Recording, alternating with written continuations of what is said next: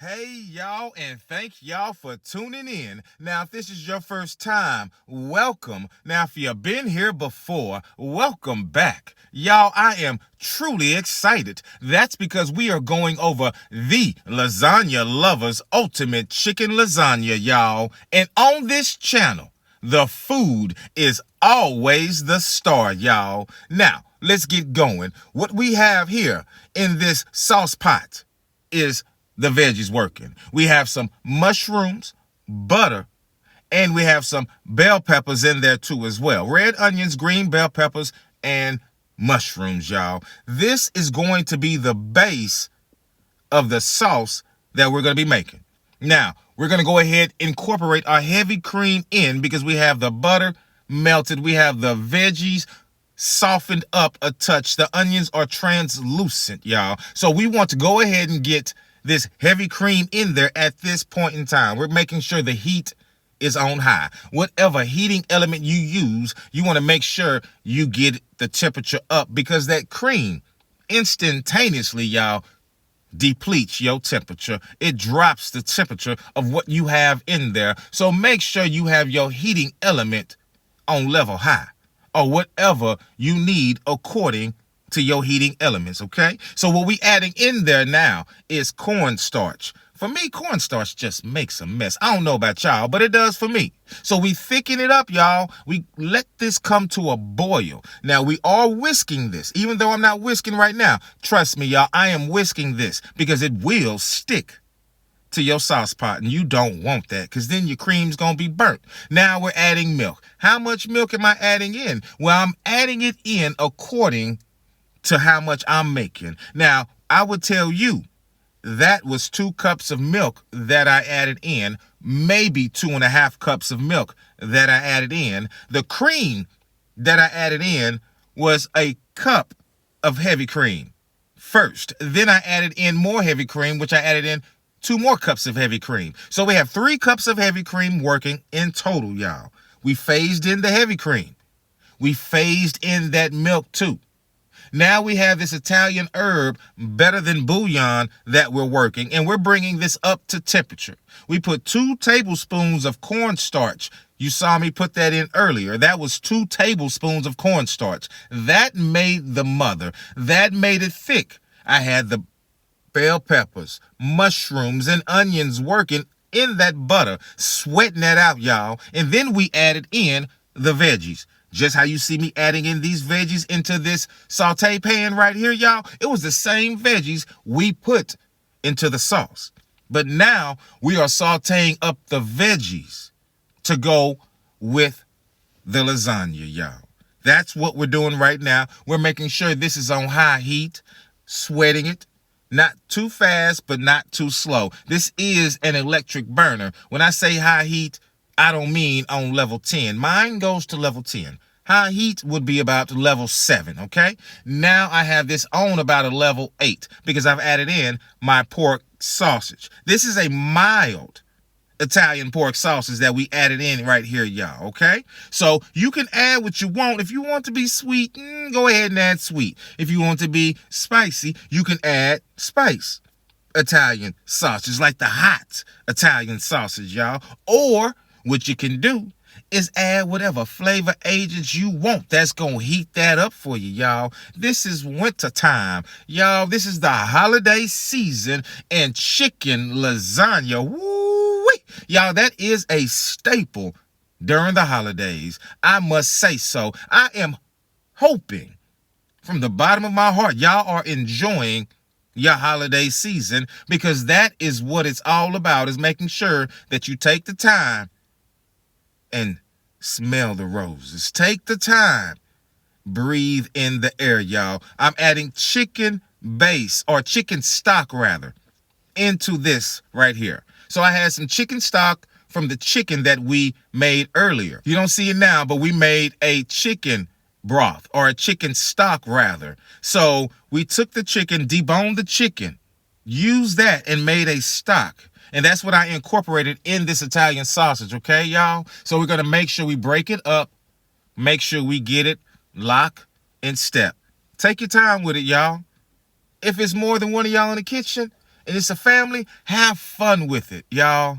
My wife and I, we love to cook together. Just because I'm a chef for a living don't mean she don't cook. She knows how to cook, y'all. I mean, that's how she got me. I mean, she would run circles all around me in the kitchen when we first got married, y'all. She just knew it was my desire, my goal to become a chef. And guess what she did? She said, go for it, y'all. She said, go for it. My wife is phenomenal.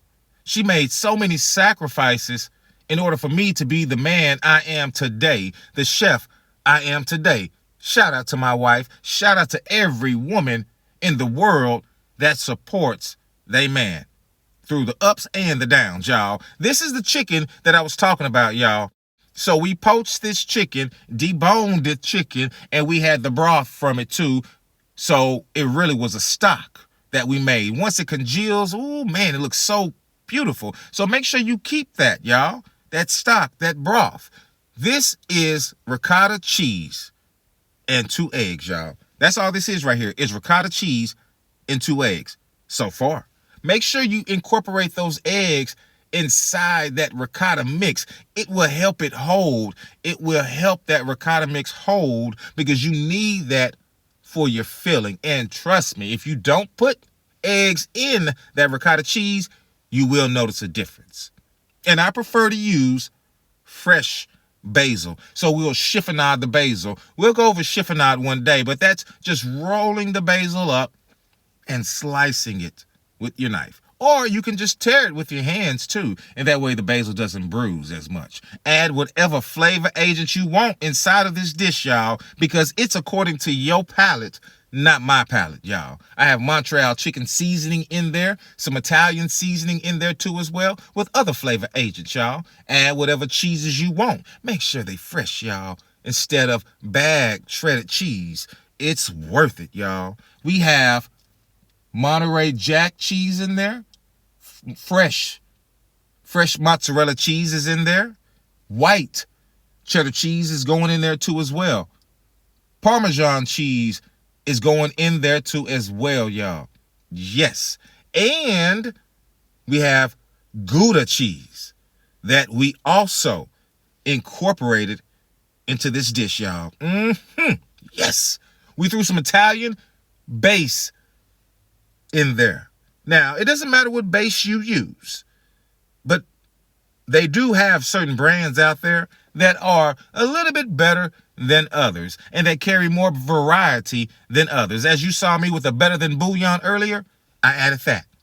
So we added some Mediterranean sea salt into the ricotta mix to finish that off. Now we're adding those same variety of cheeses inside of this sauce. This truly isn't Alfredo sauce. It's just a mother sauce, a simple Alfredo sauce that we're adding into the dish. Now, I prefer butter over oil any day of the week. So I butter the bottom of my lasagna pan, y'all. Then I sauce it.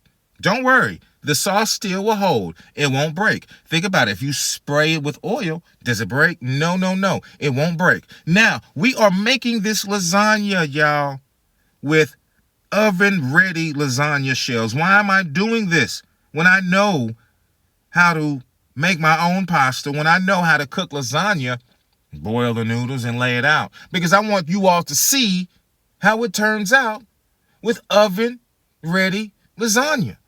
You'll be surprised, y'all. This was not my first time using oven-ready lasagna. And it's okay. Yes. I know grandma and everybody else will be like, what? I have my own pasta maker too, y'all. I know how to make pasta. One day we'll go over that too. But I want to show you all how simple and effective you can be in the kitchen without having to be a chef like I am. Y'all, lay out that sauce, lay out those noodles, then get the spread out there, y'all. That ricotta mix was spread nice. Don't be nervous. Take your spoon, your ladle, your spatula, whatever you want, and spread it out. Spread it out. It doesn't matter, y'all, okay? That's what it's all about, taking time and having fun with your family and fun with yourself, because food is entertainment, and are you not entertained? And that's what it's all about every single day of the week. As you see, it's time to add that protein on there, y'all. Take your spoon, spread the protein out too. All right? Spread it out. Be as generous as you want to be, okay? And don't be afraid, y'all, to make sure you press down on the lasagna. I am doing a 3-tier lasagna or a 3-layer lasagna, y'all. So that's why you see me pressing down on those shells to make sure that we are good to go, okay? So go ahead and add some more sauce onto that too as well. All right? Make sure that you make enough sauce. Don't sell yourself short. Make enough sauce, because that sometimes is the crux of a bad lasagna versus a good lasagna, is the right amount of sauce. Some people make their lasagnas too saucy. Don't be that person either. So you want to find that fine balance. How do you find the fine balance, y'all? Make it more than one time, okay? You got to make it more than one time. And notice, y'all, we are repeating the process. That's all we want to do is repeat the process. Now, if you want to put the sauce down again first, put the sauce down. Now, if you want to put the ricotta mix down, put the ricotta mix. Now, if you want to put the ricotta mix down, go ahead and put that down. It really doesn't matter if you put the sauce or that ricotta mix down at this moment in time, okay, y'all? It doesn't matter. Just don't put your protein down first. You want something in between that pasta or that starch and the protein. And the ricotta mix or your sauce, Alfredo or otherwise, it doesn't make a difference. Let that be the median in between, all right? You do that, you'll be okay. Now you find out, how can you do it? Find out. Make sure that each piece fits according. You saw me snap this lasagna because I want to make sure it's right. As my wife and I discuss and go over and see how we want to go about this. And that's the beauty of it. It's okay, y'all, to talk to each other in the kitchen without thinking that somebody is getting on you or their ideal overrules your ideal. And that happens a lot, you know, especially during the holiday season, y'all. Work together. Listen to what they have to say, even if they don't listen to what you have to say, because you might learn something and then be able to incorporate what they have shown you into your dishes in the future. While maybe they didn't listen to you, and then all of a sudden what you cook tastes much better than what they cooked. Why? Because you took the time just to hear what they had to say and just held your tongue to make sure that y'all had a great holiday season. So that's what my wife and I do. When we work in the kitchen, just because I'm a chef does not mean that I know everything. I have learned so much from my wife in the kitchen. I have learned so much from other content creators on YouTube who aren't even chefs. That's what it's all about, is taking what you do for a living. If you're a mechanic, you're a plumber, you're a teacher, you're a gardener, it doesn't matter what you do. But if you can utilize what it is that you do at home to make your family, to make your home better, man, that's what it's all about. That's how you bring peace and love and joy, especially around this time of year. Oh, yes. So for me, being able to be in the kitchen and learn from my wife, and also she takes the time and still learn from me, no matter that we've been married for 23 years, we still learn from each other. That's the beauty about cooking. Food is entertainment. Food does feed the soul. Food does make you feel a certain way. So if you are able to work and create those memories with someone you love, or even if it's just yourself, and you create those memories, oh man, no one can take that away from you. That's what it's all about, y'all. Y'all saw how we layered that out. Now, what do we got to do next, y'all? because this is not the top layer of the lasagna, right? But guess what? I think we might have an issue because the lasagna that I had, I don't know how it's going to play out if I truly have enough of it, y'all. So we're going to wait. We're going to see, all right? Because we have to keep tearing this lasagna out. And that's what I was saying earlier. We want to press firm on this lasagna. And it's okay. You don't want to snap it, but you want to press firm. There's no need to press too firm on it again, y'all, okay? So look at how we have it layered so far. I think that we're doing a pretty good job. And I feel this is something that we all can do at home. We don't have to keep spending money at restaurants for this, y'all. No, we don't. We can make this at home ourselves. We don't have to always shop at Whole Foods. We don't have to do that. We don't have to shop at Central Market all the time. No, we don't have to do that. I can tell you factually, at Walmart, the protein they serve at Walmart. I know people say, whoa, I don't get my meats from Walmart. But I can tell you factually, the same companies that we get our pork from in restaurant, Walmart gets theirs from the same companies. IBF. Their steaks, they come from IBF. Most restaurant steaks come from IBF. You'll see Cisco trucks come through Walmart. You'll see Cisco trucks come through restaurants.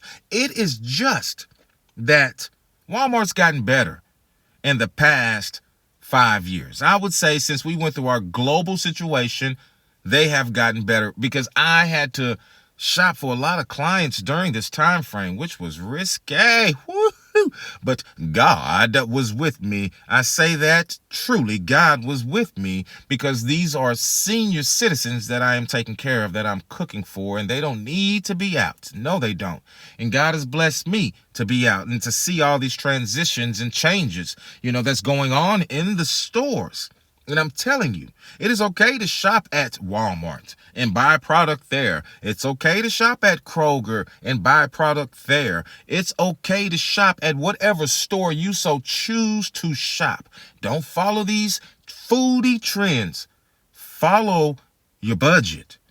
Follow your bills, man. That's what's really going to count at the end of the day. And you see, we're layering this one more time, y'all. Why am I pushing it to the limit? Because I only truly had enough for 2 layers of pasta. But the reason I'm pushing it to the limit, now remember, I told you I didn't have enough ready oven-baked lasagna noodles. But then again, I do. But I have to switch brands. I have to switch styles of noodles, y'all. So that's why I saved the ones that I'm going to be using for the top. Yes, because I didn't have that many of those. So what I did on this day was say, hey, what's in my refrigerator? Okay. What is in my closet? Okay. What can we make? Okay. And my wife was like, you know what? Let's make a chicken lasagna. Let's do that. Let's make a chicken lasagna. I was like, you know what, babe? All right, you've been craving one for some time now anyway, because she has. So here we go. The pasta that I'm laying on top. You see how it looks totally different, y'all? The pasta that I laid on the bottom and throughout the lasagna, that was Walmart brand pasta. And it looks the same as different store brand pastas. This pasta that I'm laying on top is Barilla pasta. And this pasta, I love it. Now, at the end of the day, I only had half a box because, I made a lasagna, out of it. I made a nice 3-tier lasagna, and it took me, I made it in a smaller pan. So it took me a box and a half to make that one.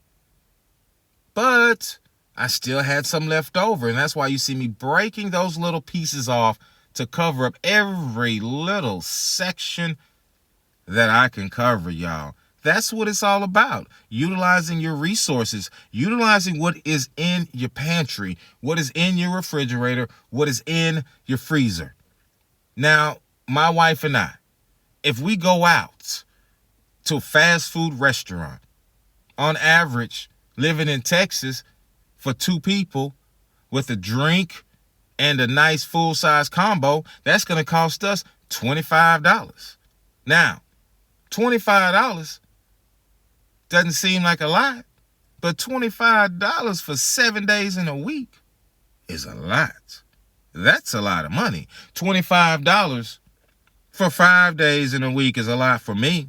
25 for 2 days in a row, that's $50. This lasagna, the pasta noodles cost me $1. And then the birria pasta noodles, which I didn't even utilize all of them the first go around, cost me maybe $1.50 or maybe $2, somewhere around that price, y'all. But I didn't utilize them all.